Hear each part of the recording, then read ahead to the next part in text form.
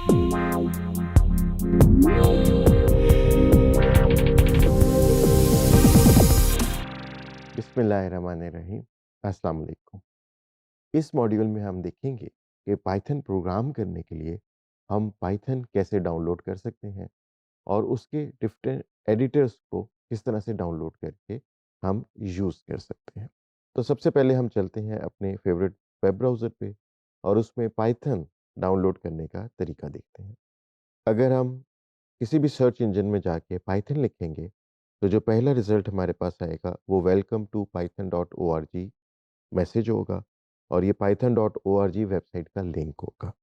हम इस पे क्लिक करते हैं, तो यहाँ पे हमें पाइथन का होम पेज नज़र आता है। इसमें हम डाउनलोड्स पे क्लिक करते हैं। तो यहाँ पे आपके पास download the latest version for Windows आ रहा होगा और आप डाउनलोड पाइथन इंस्टॉल मैनेजर से एक इंस्टॉलर डाउनलोड करते हैं। फिर जब आप उस इंस्टॉलर को चलाते हैं, तो वो पाइथन का लेटेस्ट वर्ज़न आपके पास डाउनलोड कर देता है और उसको मेंटेन भी रखता है। यहाँ पे नीचे एक और ऑप्शन आ रहा है और get the stand loan installer for Python 3.14.3। इसका मतलब ये है कि इस वक़्त जो पाइथन का लेटेस्ट स्टेबल वर्ज़न है, वो 3.14 है और उसका सब वर्ज़न 3 है। तो यहाँ से हम उसके इंस्टॉलर भी डाउनलोड कर सकते हैं। हम डिफरेंट ऑपरेटिंग सिस्टम्स के लिए भी पाइथन को डाउनलोड कर सकते हैं। अगर आप मैकबुक से ये लिंक एक्सेस करेंगे, तो बाय डिफ़ॉल्ट वो जो डाउनलोड करेगा, वो मैक का वर्ज़न करेगा। सिमिलरली लिनक्स के ऊपर लिनक्स का वर्ज़न आप डाउनलोड करके देख सकते हैं। तो लिहाज़ा हमारे पास ऑप्शन आ रहा है Python for Windows, Linux Unix, Mac OS, Android और अदर के लिए। तो ये सारे ऑप्शंस हम सेलेक्ट करके देख सकते हैं। इसके बाद 3.15 जो पाइथन है, वो अभी डेवलपमेंट के फेजेज़ में है। उसके हम टेस्ट वर्ज़न्स डाउनलोड करके अपने ही रिस्क पे उनको चला के देख सकते हैं। नीचे आएँ तो हमें पाइथन की एक लाइफ़ हिस्ट्री मालूम हो जाती है। जब पाइथन स्टार्ट हुई थी तो उसका वर्ज़न 1 आया, फिर उसके बाद उसका वर्ज़न 2 आया। वर्ज़न 2 जो है वो दुनिया में बहुत ज़्यादा पॉपुलर हो गया और लोगों ने बहुत बड़े-बड़े प्रोडक्शन के सॉफ्टवेयर्स जो हैं वो पाइथन में लिख के डिप्लॉय कर दिए। उसके बाद पाइथन को रिवैम्प किया गया और तकरीबन कंप्लीटली चेंज करके पाइथन 3 बनाई गई। अब एक इश्यू फेस होना शुरू हो गया कि पाइथन 3 क्योंकि एक almost totally different programming language थी और पाइथन 2 पे इतना ज़्यादा सॉफ्टवेयर लिखा जा चुका था कि उस सारे को एकदम से पाइथन 3 में शिफ्ट करना मुश्किल था। लिहाजा पाइथन बनाने वालों ने पाइथन 2 और पाइथन 3 दोनों को इकट्ठा सपोर्ट करना शुरू कर दिया।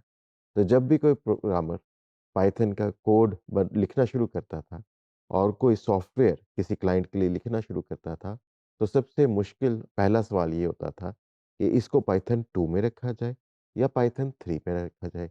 अगर हम लेटेस्ट लाइब्रेरी यूज़ करना चाहें तो हम पाइथन 3 करेंगे, लेकिन अगर हम कम्युनिटी सपोर्ट ज़्यादा चाहते हैं, तो वो हमें पाइथन 2 की मिलती थी। ये प्रॉब्लम 2020 में आके ख़त्म हो गया। क्योंकि पाइथन 2.7 जो पाइथन 2 का आखिरी वर्ज़न था, उसकी एंड ऑफ लाइफ़ हो गई और उसके बाद उस वक़्त जो पाइथन 3.6 था, वो चलता रहा। और उसके बाद हम देख सकते हैं कि जो रेड लाइन्स हैं, ये सारे पाइथन के वो वर्ज़न्स हैं, जो अब तक एंड ऑफ लाइफ़ हो चुके हैं। एंड ऑफ लाइफ़ का मतलब ये है कि इसमें कोड लिखा तो जा सकता है, लेकिन इस वर्ज़न के लिए अब पाइथन की तरफ से कोई अपडेट नहीं आती। लिहाज़ा इसके अंदर कोई सिक्योरिटी होल नज़र आया या इसके अंदर कोई ब्रोकन पैकेजेज़ हुए, तो पाइथन उसको फ़िक्स करने का ज़िम्मेदार नहीं है और इन वर्ज़न्स को अगर आप यूज़ करते हैं, तो अपने रिस्क पे करेंगे। पाइथन 3.10 जो है, वो अभी तक एक्टिव नज़र आ रहा है और यहाँ पे आपको जो इसका लाइफ़ साइकिल है, उसके अंदर 2 लाइन्स हैं, एक ग्रीन लाइन और एक येलो लाइन। ग्रीन लाइन हमें बताती है कि यहाँ तक इसकी मेजर फीचर अपडेट्स भी आती रहेंगी और येलो लाइन का मतलब है कि यह अब इसकी फीचर अपडेट नहीं आएगी, सिर्फ़ सिक्योरिटी की अपडेट्स आएँगी। 3.14 जो है, वो लेटेस्ट वर्ज़न है। इसकी अभी तक मेजर जो फीचर अपडेट्स हैं वो भी आ रही हैं, 3.13 की भी आ रही हैं और इसकी जो सपोर्ट चलेगी वो 2030 तक चलेगी। और 3.15 जो एक्सपेक्टेड है वो 2026 के लेटर हाफ में एक्सपेक्टेड है और इसकी सपोर्ट 2031 के एंड तक जाएगी। तो लिहाजा यहाँ से हम पाइथन के वर्जन्स को डाउनलोड कर सकते हैं और नीचे आप देखेंगे तो आप पाइथन 3.15, पाइथन 3.14, पाइथन 3.13, 12, 11, 10 इन सारे वर्जन्स को डाउनलोड कर सकते हैं। एआई की कुछ एडवांस्ड लाइब्रेरीज जो हैं वो इस वक्त तक पाइथन 3.12 के अंदर तक चलती हैं। 3.13 और 3.14 में उनकी सपोर्ट नहीं है। इनको हम फ्यूचर के मॉड्यूल्स में जाके देखेंगे। बाकी सिंपल एआई की प्रोग्रामिंग के लिए आप 3.14 जो लेटेस्ट वर्जन है उसको भी डाउनलोड कर सकते हैं। अब हम आते हैं पाइथन के एडिटर की तरफ। तो इसके लिए मुख्तलिफ एडिटर्स यूज़ होते हैं जिनमें पाईचार्म, विजुअल स्टूडियो कोड और जुपिटर नोटबुक है। ये तीनों एडिटर्स जो हैं free of cost for use हैं। पाईचार्म जो है वो पाइथन के लिए ही बना था। विजुअल स्टूडियो कोड उसमें दूसरी प्रोग्रामिंग लैंग्वेजेस की भी सपोर्ट है।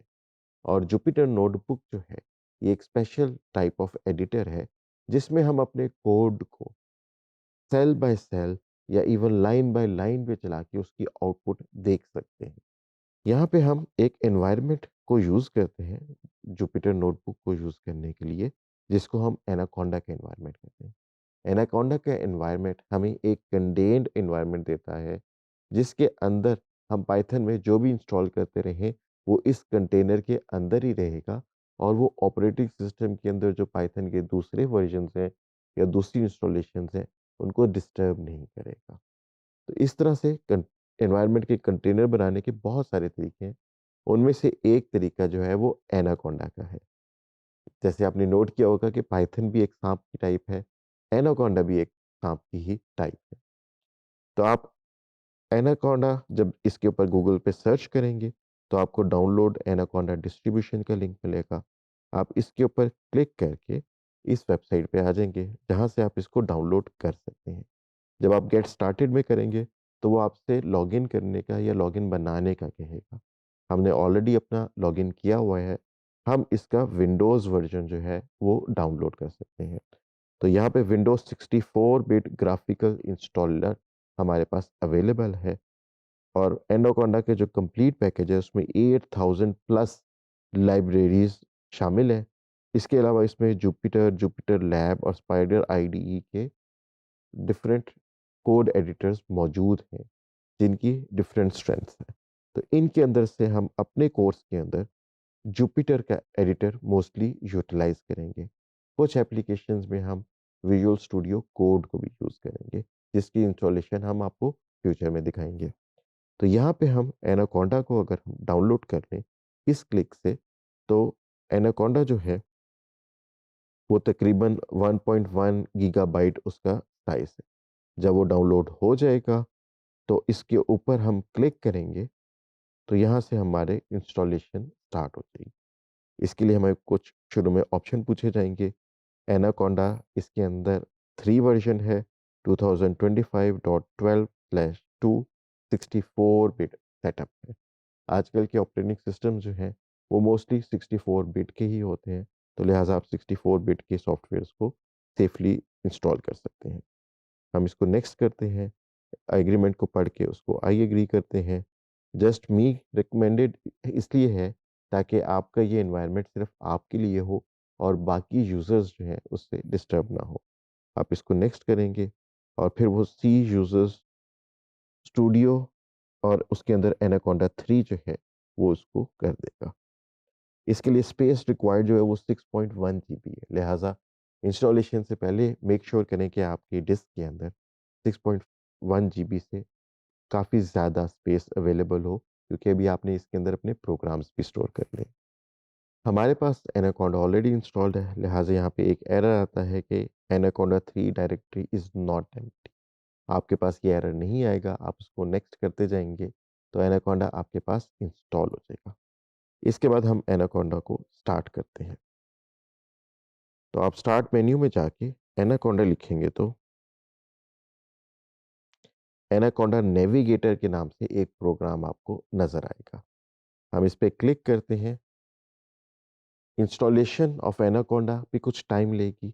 उसके बाद जब भी आप एनाकोंडा को स्टार्ट करेंगे, तो ये एनवायरनमेंट भी स्टार्ट होने में कुछ टाइम लेता है, depending on the speed of your computer. आपके कंप्यूटर की स्पीड जितनी तेज़ होगी, उतनी देर में ये अपनी कॉन्फ़िगरेशंस करने के बाद स्टार्ट हो जाएगा।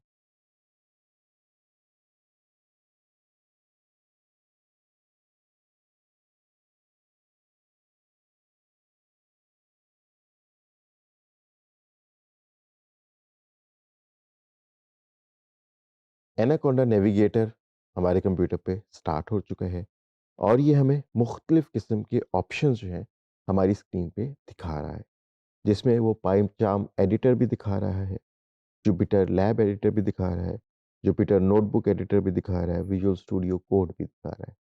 हम यहाँ पे जुपिटर नोटबुक को यूज़ करना चाहते हैं, लिहाज़ा हम इसको लॉन्च कर देंगे। तो अब आप देख सकते हैं कि जुपिटर नोटबुक जो है, वो लॉन्च हो चुका है और इसमें आपकी होम डायरेक्टरी हमें नज़र आ रही है। यहाँ से आप कोई भी पाइथन की फ़ाइल सेलेक्ट करके उसको रन कर सकते हैं।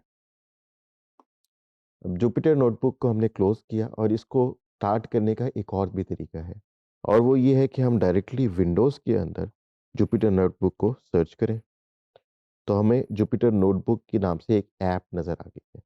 हम इसको रन करेंगे तो हमारे पास एक कमांड प्रॉम्प्ट चलेगा जिसमें जुपिटर नोटबुक की कॉन्फ़िगरेशन होगी और वो ब्राउज़र के अंदर आपको जुपिटर नोटबुक चला देगा। तो ये 2 तरीके हैं जुपिटर नोटबुक को स्टार्ट करने के, एनाकोंडा नेविगेटर से और विंडोज़ की सर्च बार से।